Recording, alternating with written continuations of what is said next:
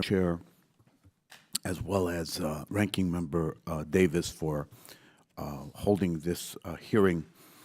The statistics are very sobering and stark with respect to people who were killed on U.S. roadways in 2017, 37,000 and 4.6 million people were injured. 2017 also marked a high in Chicago roadway fatalities. We went from 119 traffic-related deaths in 2016 to 132 in 2017. Many of the areas that I represent in the city of Chicago are considered high crash corridors according to Chicago Vision Zero plan, and many of them are in areas that have commercial strips, retail commercial strips in them. I'd like to ask a question to Ms. Helmendy. In Illinois, we've had a dozen vehicle crashes where vehicles that were stopped involving law enforcement stops, where this happened in January. Illinois State Trooper Christopher Lambert stopped to assist with a crash and was struck and killed by a passing motorist. He is now one of 16 Illinois State Troopers that have been killed in accidents starting the beginning of this year. I understand that the automatic emergency braking, or AEB, could help to prevent these crashes, and the NTSB has recommended the installation of this technology on all new passenger motor vehicles. Despite this recommendation, the AEB is not standard equipment in all new passenger vehicles. Why has the NTSB made such a recommendation, and what are the benefits of the recommendation, and why should AEB be standard equipment for all new vehicles?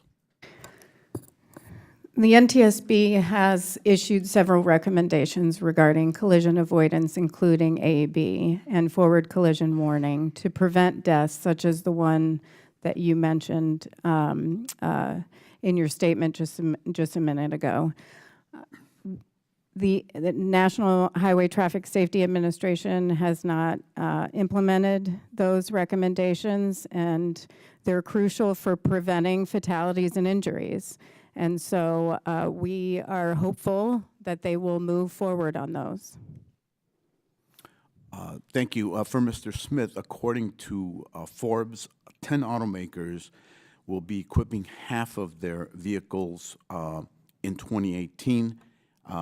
In fact, NHTSA Administrator Heidi King recently said technologies like automatic emergency braking can help make cars safer on roads, which means Americans are safer when traveling. Are AEBs a sensible step in the right direction, and why should they be considered for large and heavy trucks as well?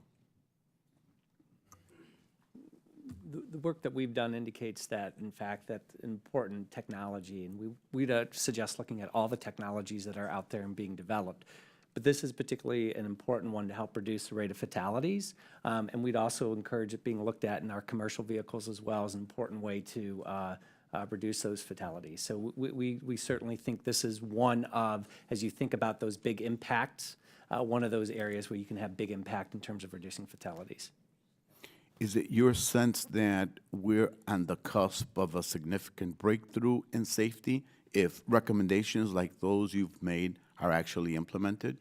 I think that those are going to help us on the path. The reality is, as we convert the fleet of total vehicles on the cars, it's going to be a slow process just because of the turnover and the average age of cars and things like that. But it's important we start implementing those things as the technology's proven. Today, recognizing there's that lag with respect to the integration into the broader fleets. Okay.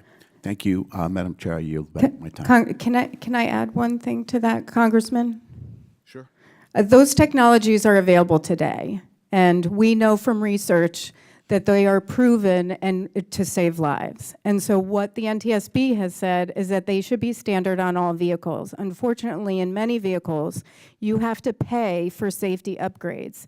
In our view, safety is not a luxury. Those should be standard on all new vehicles, whether it's a heavy truck, a passenger vehicle, a motor coach, or a school bus. They can and should be implemented today. Thank you for interjecting. I yield back, Madam Chair.